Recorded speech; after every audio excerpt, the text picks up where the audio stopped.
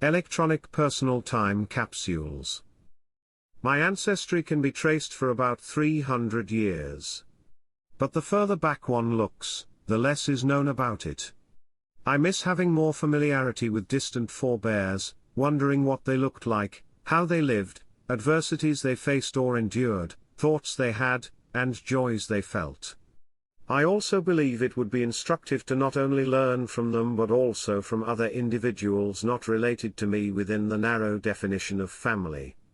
That most of the identities and circumstances of prior generations have irretrievably faded away is one of the saddest features of human history. It unduly curtails our understanding of human development and how we figure into it. We must cope with the realities such development has produced while largely having to take our clues for our conduct from the surface of such development. Until recently, historical documentation was limited or cumbersome. Records of any kind were rare. Where they once existed, they were all too often intentionally destroyed, misplaced, or fell victim to accidents or deterioration. Mementos often suffered a similar fate or were separated from the stories attached to them. Verbal and experiential traditions usually did not survive more than a few generations. Even remarkable feats were frequently lost, or reduced to rough sketches through hearsay, within a few generations. In time, persons and their environments became increasingly faint ghosts.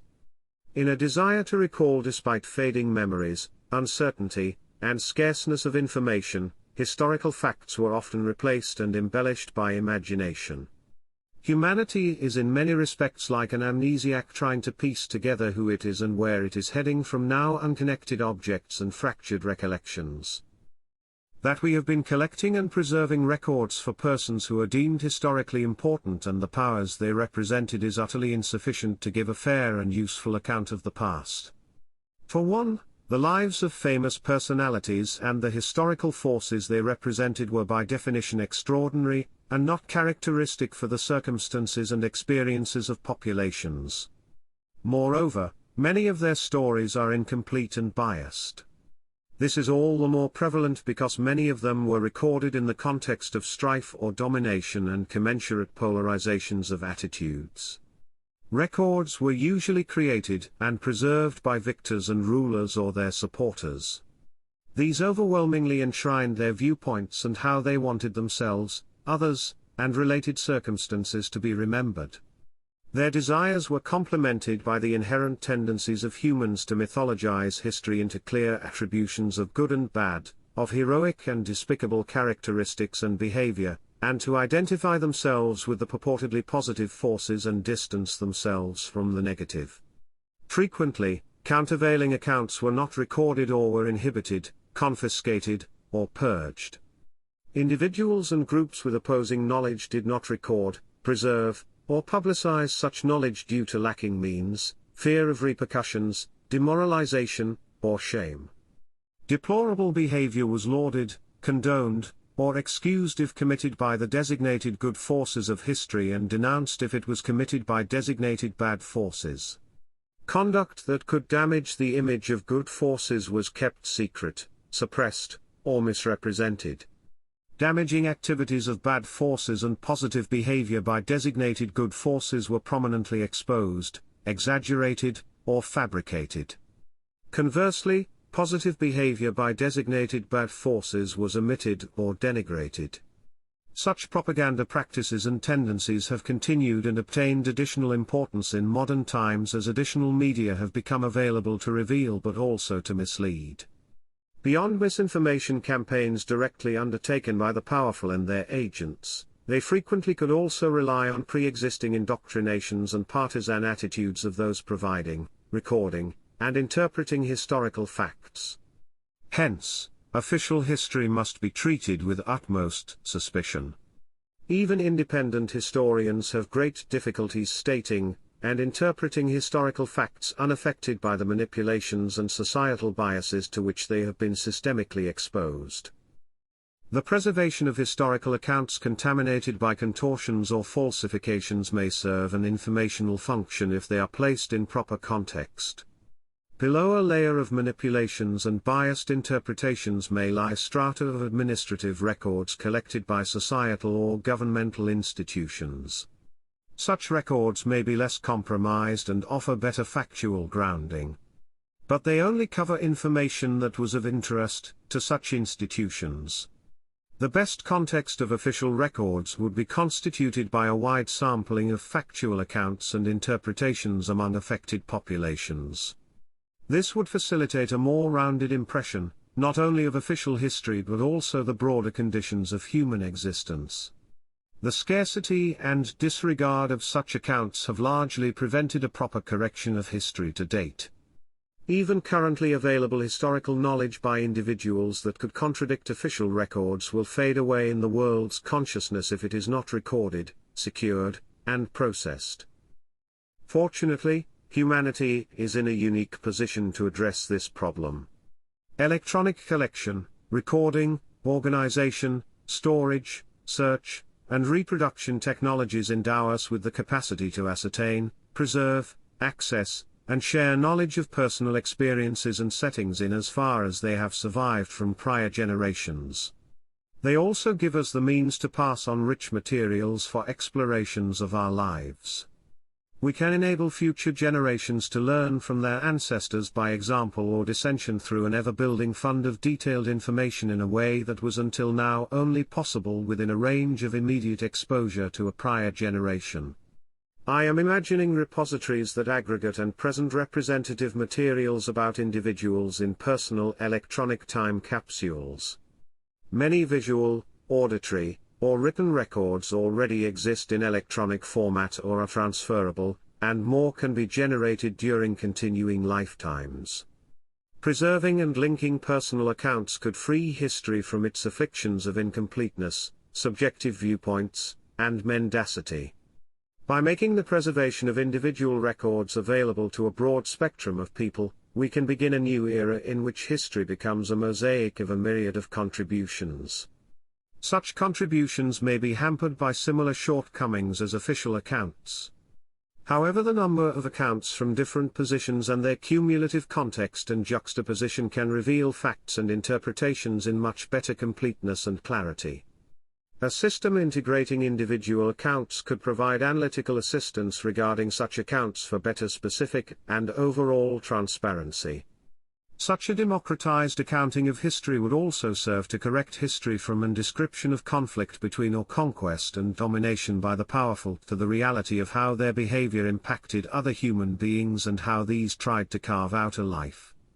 Ultimately, it would give way to a kind of history that can reveal the shortcomings of government as well as the governed. It would serve to illustrate functional and dysfunctional aspects of the human condition generally, thus providing essential lessons for its improvement. These immense benefits for humanity of preserving information over generations are palpable. Yet improving historical records generally for our or future generations' sake or even providing useful specific information to future generations for their benefit may be concepts that are too abstract to motivate many individuals to participate. Then again, such motivations are not required. The desire of virtually every human to leave a trace of individual existence would serve as a sufficiently strong motivation. We each carry a deeply seated yearning for survival of ourselves and the line from which we descend.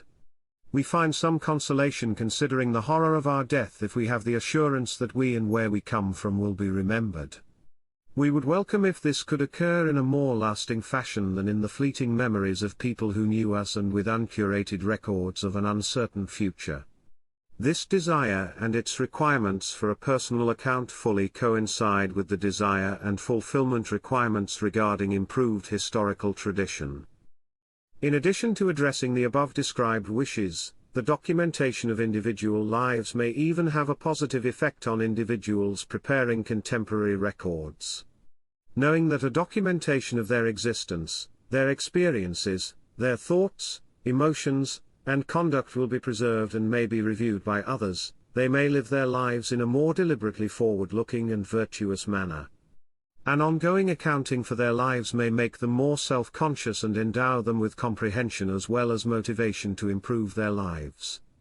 There are also logistical advantages to the ongoing central collection and safeguarding of personal information during the lifetime of a person. Among them are mobility of access and protection from loss. Other instructive, social, and health-related purposes are imaginable. The benefits of the recording, collection, repository, and search of individual information are thus immense. The question who would create and administrate a system of enabling technology will not be asked for long. There is a market of billions of people who will likely avail themselves of such a system. The size and inherent renewal of this market, its growth with population increase, and the potential for revenue it poses dwarf most and maybe any other economic opportunity heretofore. A company could offer its services at a one-time charge or as a subscription with the commitment to maintain such records in perpetuity without cost after a customer's death. Possibly, costs could be defrayed or the service could be offered free if it were to be combined with advertising. Targeted advertising in correlation with massive personal information would bring a previously unheard of level of effectiveness and efficiency to it, thus increasing its value. The engine for such targeting would be a natural outflow of the search functionality of personal records to make them useful for non-commercial purposes, or vice versa. Targeted customers might not mind focused advertising if they could be certain that their information from which such focus is derived remains private if they so wish. The potentially sensitive nature of the records will entail that the commercial use of such records by the administrator or an affiliate would be regulated and that certain ranges or specifics of data would not be shared without the express consent of customers.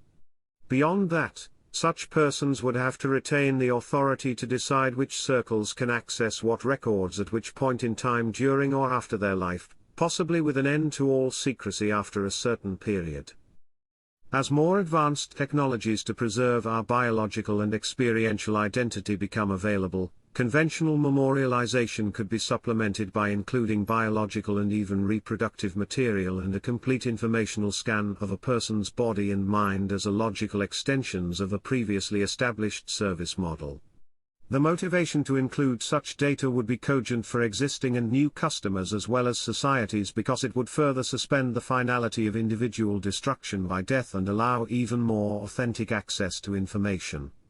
Eventually, a reconstitution of a person may be possible, opening additional economic possibilities. The development and implementation of such ultimate advancements in personal survival will likely require enormous resources, reserving them to already successful companies or their investment extensions. However, already the initial phase of creating and administrating the suggested system of personal documentation requires considerable expertise and dedication of considerable capacities in a relatively short amount of time. Additionally, a company must be able to guarantee solidity in administrating and preserving the records to be entrusted. The field of companies that could successfully market and implement my concept includes, but is wider than Google and Microsoft. Social media companies like Facebook and Twitter might be particularly well positioned to implement my idea through existing and future acquisitions and organic expansions of expertise. Other candidates might be companies that already provide data management, storage, and security services, such as, beyond Google and Microsoft, Amazon, IBM, or Salesforce and even Oracle or SAP. If none of these companies jump on this epic opportunity, other enterprises, not least similar providers that are gaining momentum in other parts of the world may be interested. This idea is too big and too lucrative to remain without implementation.